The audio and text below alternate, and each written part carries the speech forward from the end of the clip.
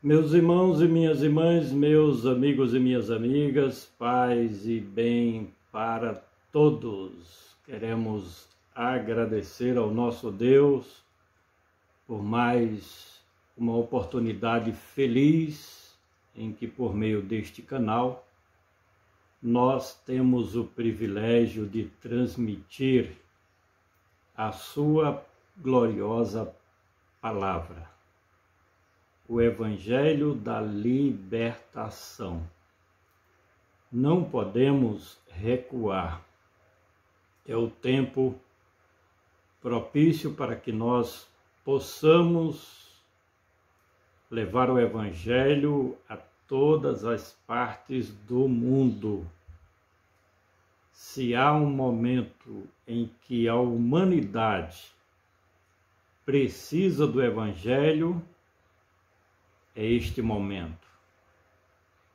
O desespero está grande. O medo, o pavor, a angústia das pessoas, o desespero. Muita gente não sabe mais o que fazer. Muitos chorando seus mortos por conta desta praga, desta pandemia que tem alcançado o planeta Terra. É um momento agonizante. Este é um momento de muita tristeza para todas as pessoas. Não há segurança.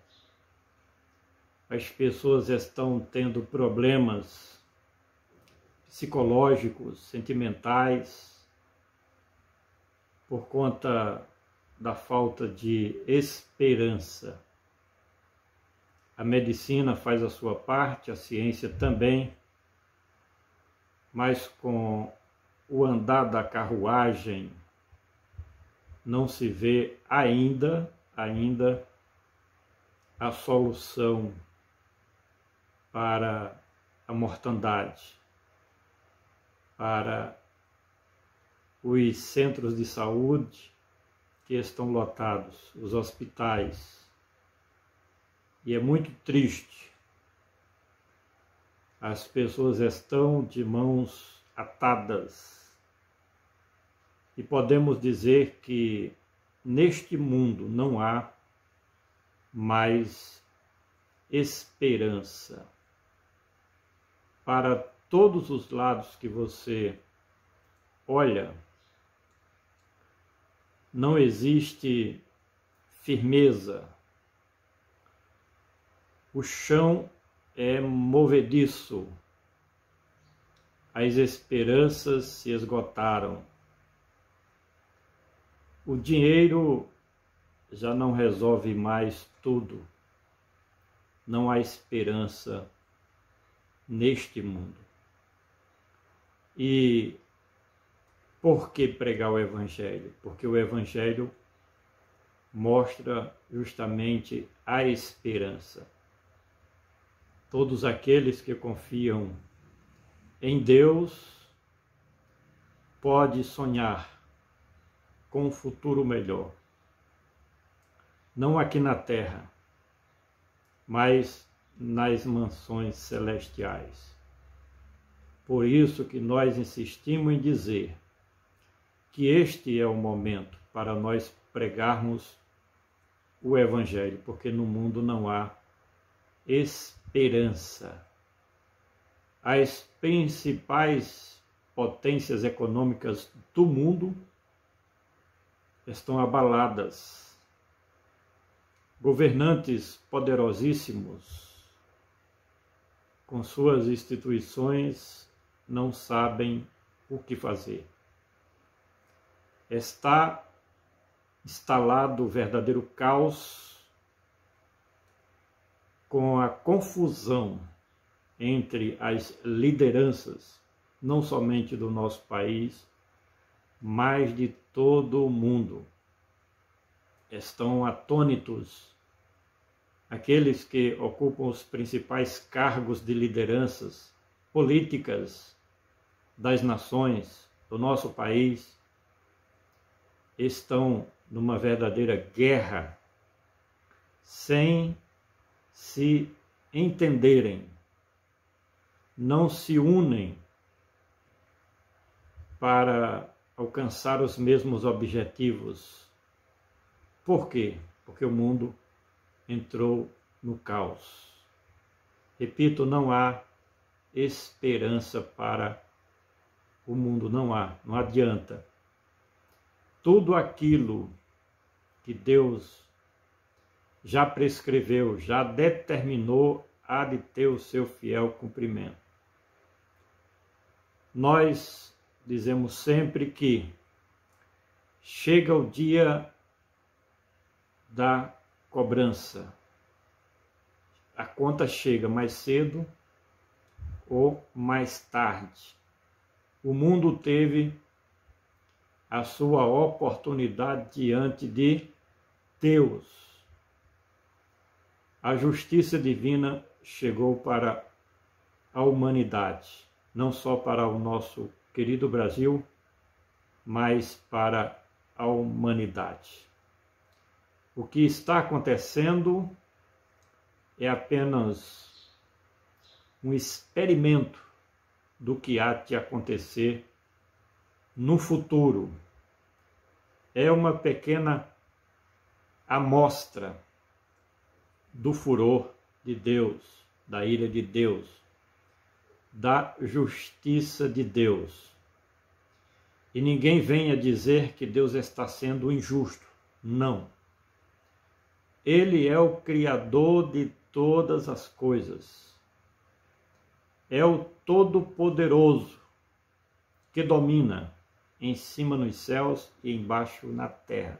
Mas os seres humanos, na sua grande maioria, quase todos, não aceitam o governo de Deus. Não fazem parte do reino de Deus. Não permite a implantação da teocracia de Deus na sua vida. Eu não estou falando de um regime político de nossa nação ou de qualquer nação do mundo, que isso, humanamente falando, é praticamente impossível, porque os homens não querem, não aceitam o reino de Deus, a teocracia de Deus, o domínio de Deus, o governo de Deus. Os homens, as autoridades, não aceitam. Pelo contrário, a grande maioria das autoridades, das principais lideranças mundiais, preste atenção, elas estão mais a serviço do império das trevas, do mal, do diabo com seus demônios, do que se deixarem governar por Deus, o Todo-Poderoso. E ele chega o tempo da sua demonstração. Quem é que manda realmente? É os homens ou Deus? Essa é a grande questão. Esse mundo está perdido.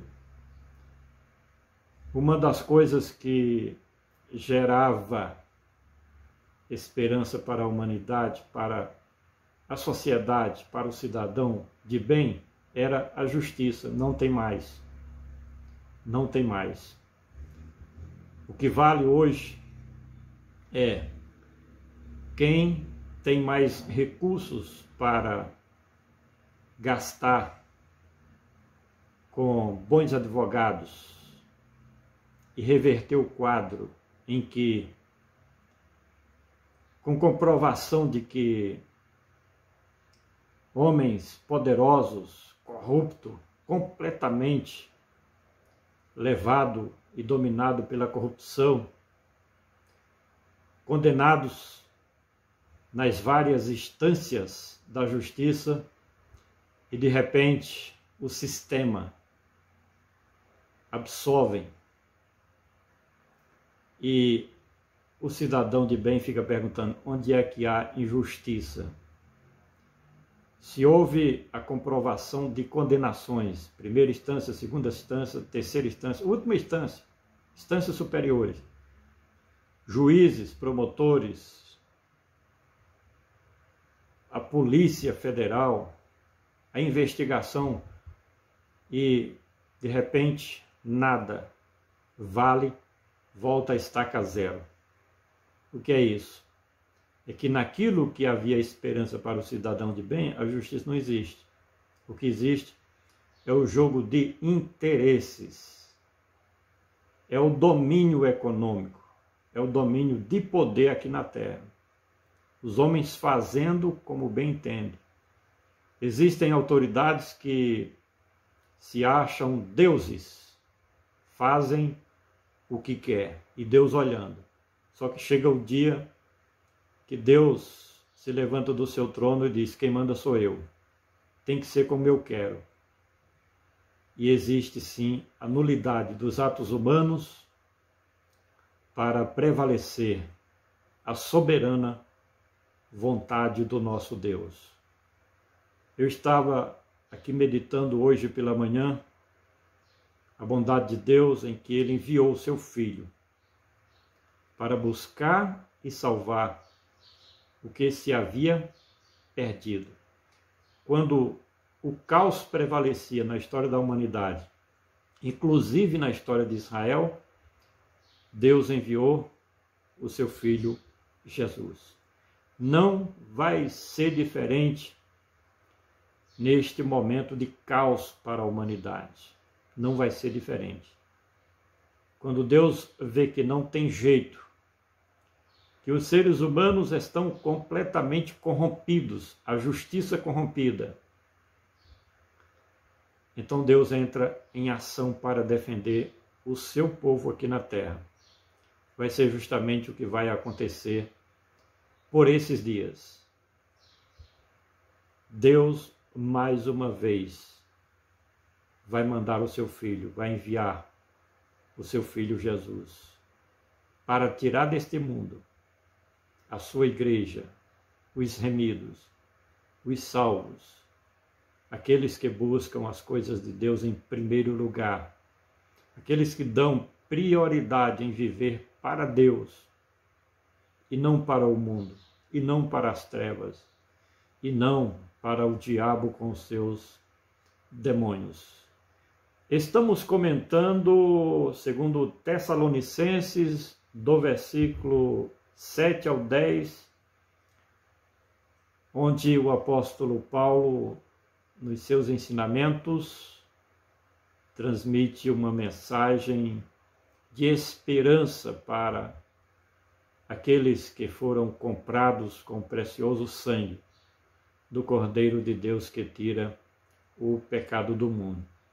O nosso comentário neste momento é justamente o versículo de número 7, repetindo, segundo Tessalonicenses, capítulo 1, versículo 10, onde está escrito o seguinte: quando vier, para ser glorificado nos seus santos, e para se fazer admirável naquele dia, e todos os que creem, quanto o nosso testemunho foi crido entre vós. Repetindo, quando vier para ser glorificado nos seus santos, e para se fazer admirável naquele dia, em todos os que creem, porquanto o nosso testemunho foi crido entre vós. Quando vier. Nós temos trazido aqui vários comentários falando justamente sobre a vinda de Cristo. Cristo vai voltar. É algo real, verdadeiro.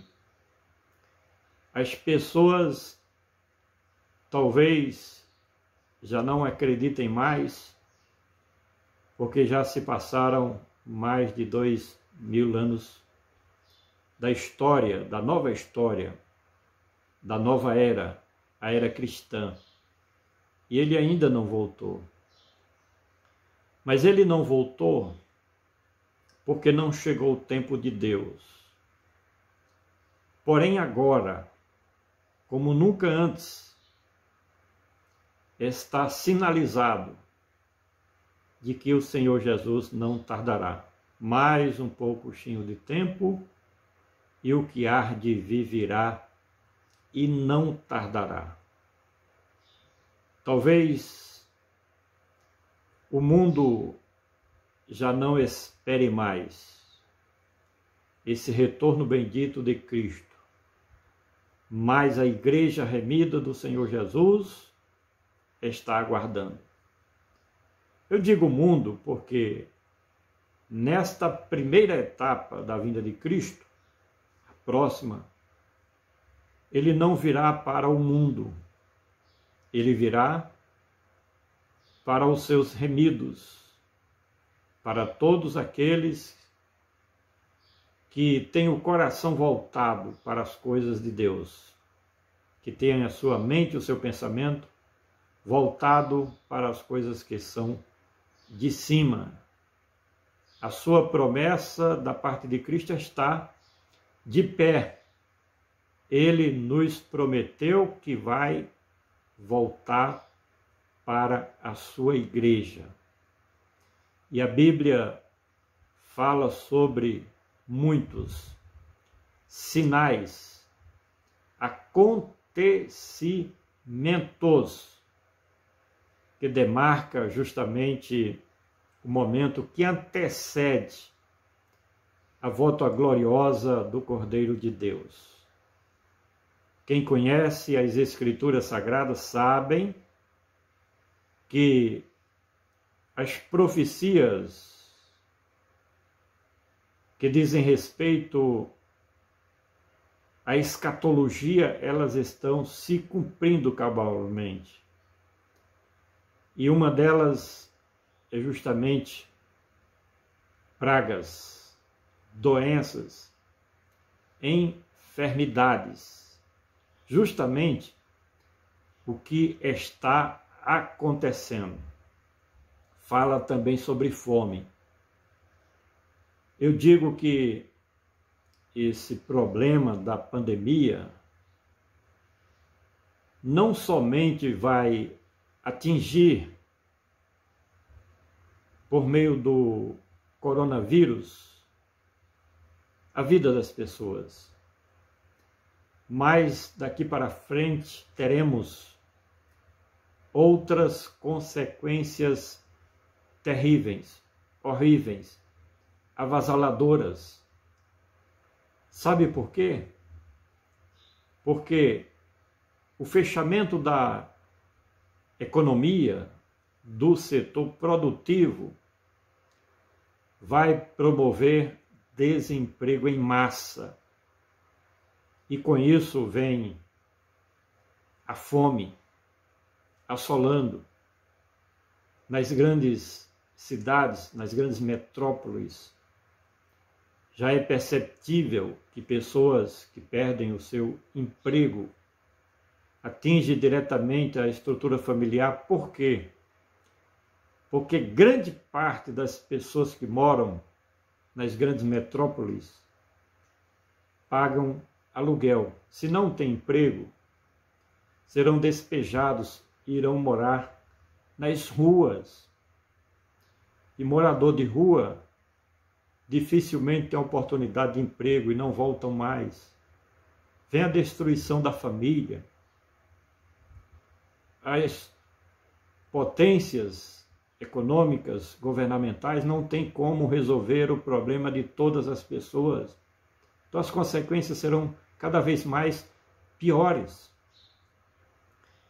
E as demais patologias, doenças, enfermidades estão se agravando, porque a prioridade agora é cuidar dos problemas afetados na vida das pessoas, voltados para essa doença, o coronavírus. E não estão cuidando dos demais problemas de saúde da população, da sociedade. Isso com 1 ano, 2 anos, 3 anos, tudo isso vai aparecer numa dimensão incontrolável. Mortes sem número de pessoas, porque os hospitais não terão estrutura para comportar os demais casos de saúde pública que irão aparecer. De forma que ninguém pode mais alimentar uma esperança que não existe neste mundo atual em que nós estamos vivendo. O que nós precisamos alimentar, sim, é essa esperança da volta de Cristo. Quando vier, Ele está voltando. Ele está voltando para tirar os seus desse mundo. E olha, depois que Jesus tirar a sua igreja deste mundo, ninguém mais vai ser cidadão liberto, ter liberdade. Não. De forma que surgirá o governo do anticristo imediatamente para dominar as pessoas, para escravizar as pessoas, para controlar a vida das pessoas. Antes da vinda de Cristo, nós já percebemos que por todos os mecanismos, os governantes tentam nos dominar. Imagine após a volta de Cristo com o governo do anticristo. Então, talvez as pessoas tenham dinheiro, tenham um sistema de saúde melhor do que hoje, mas perderão o principal, que é a liberdade, porque serão controladas.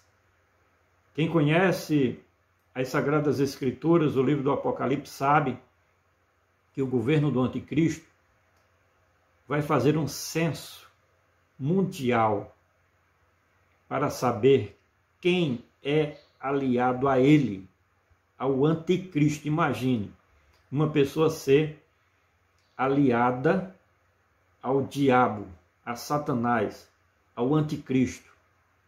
Perderá a sua salvação, perderá a comunhão definitivamente com Deus.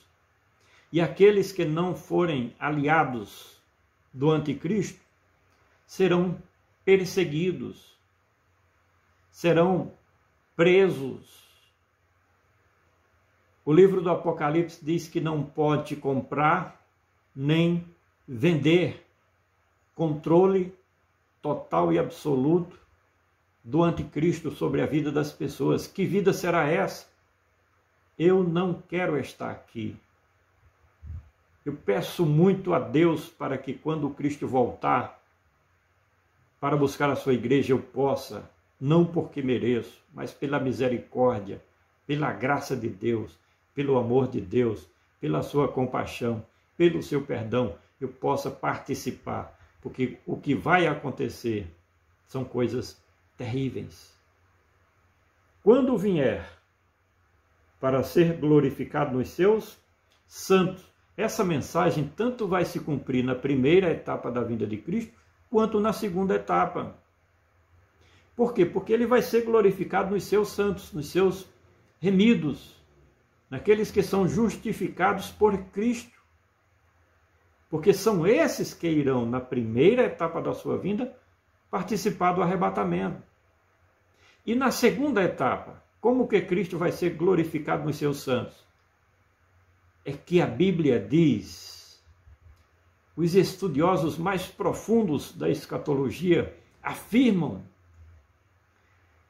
que Cristo virá já com os seus santos, com os remidos, primeiro, para a grande batalha em vencer os inimigos do reino de Deus, em vencer os ímpios, os incrédulos, os ateus, a batalha, vencer o império das trevas, vencer o anticristo, vencer o diabo com seus demônios, todas as forças das trevas, A igreja vai voltar com Cristo e vai voltar para reinar aqui na terra.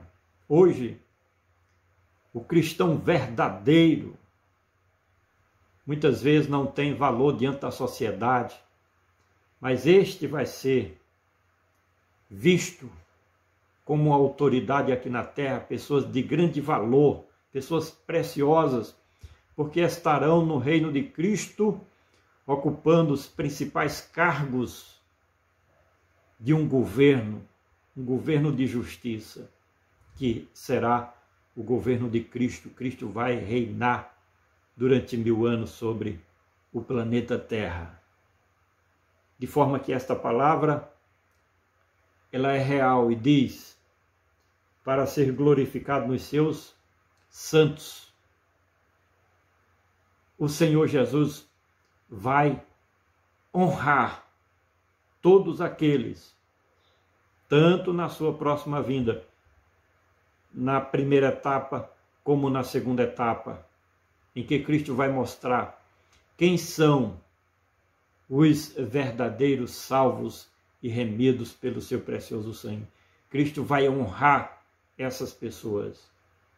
Todos aqueles que participarem do arrebatamento estarão nas bodas do Cordeiro, participando da festa do grande Rei e Senhor dos Senhores. E a Bíblia diz que todos estes que são justificados por Cristo serão galardoados. Quando nós voltarmos para reinar com Cristo, na segunda etapa de sua próxima vinda, já estaremos revestidos do galardão, das coroas, as quais fala o Evangelho das promessas de Deus. Estaremos sendo reconhecidos, Cristo será glorificado em nós, porque estaremos participando. A Bíblia diz que nós estamos sendo transformados de glória em glória, na mesma imagem de Cristo Jesus, nosso Salvador. Então nós vamos ter a participação real no governo do Senhor Jesus. E o escritor diz que essa glorificação de Cristo na vida dos santos, dos seus seguidores, dos seus discípulos, somente naqueles que creem, em todos os que creem. Não é essa glorificação de Cristo na vida dos ateus, dos incrédulos, dos ímpios, daqueles que hoje dão as costas para Cristo, não. Esses serão uma vergonha eterna, porque estarão separados de Deus, separados da glória de Deus, sem oportunidade de terem acesso à presença de Deus. Por isso que o versículo anterior, o 9, diz assim: os quais por castigo padecerão eterna perdição ante a face do Senhor, separados, não terão acesso a Deus, não terão acesso à misericórdia de Deus, não terão como mais usufruir das benécias divinas, das bênçãos de Deus, dos favores de Deus, da bondade e da misericórdia do Senhor, porque estarão eternamente separados da face do Senhor, sem oportunidade, sem chance, sem possibilidade de salvação, de vida eterna, nunca mais, para todo sempre. Então vale a pena nós hoje crermos essa mensagem de esperança para os que creem. Creem na pessoa bendita de Cristo Jesus, que acredita, tem fé, exerce a sua fé no nome poderoso de Cristo Jesus, Ele como nosso Salvador, como nosso Redentor, como nosso justificador, como nosso advogado, como o Cordeiro de Deus que tira o pecado do mundo, porque a sua obra de expiação, de propiciação, foi suficiente para nos dar direito à salvação e à vida eterna. Quando vier para ser glorificado nos seus santos e para se fazer admirável naquele dia, em todos os que creem. Cristo vai ser glorificado na vida de cada um de nós, porque Ele vai se apresentar aqui neste mundo como Rei dos Reis e Senhor dos Senhores. Muitos o rejeitaram, porque ele veio humildemente há mais de 2000 anos passados.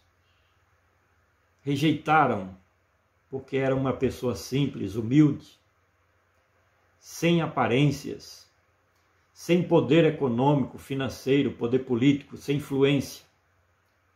Mas quando ele vier para reinar sobre essa terra, a Bíblia está dizendo que ele vai ser admirável, vai ser visto assim como ele é.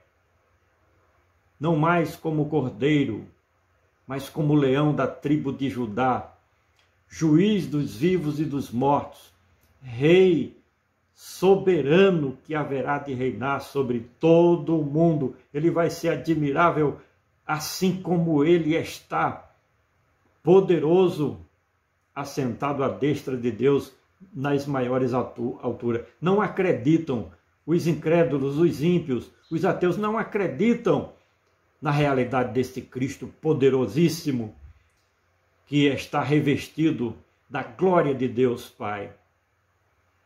Mas haverá aquele dia que ele vai se apresentar assim como ele efetivamente é, Filho do Deus Altíssimo, Rei dos Reis e Senhor dos Senhores. Solicitar mais uma vez a você, se inscreva no nosso canal, dê o seu like, deixe o seu comentário, ative o sininho para receber novas notificações e compartilhe os nossos vídeos. Vamos juntos semear o Evangelho de Cristo Jesus, nosso Senhor. Participe das nossas mídias sociais e até o próximo comentário.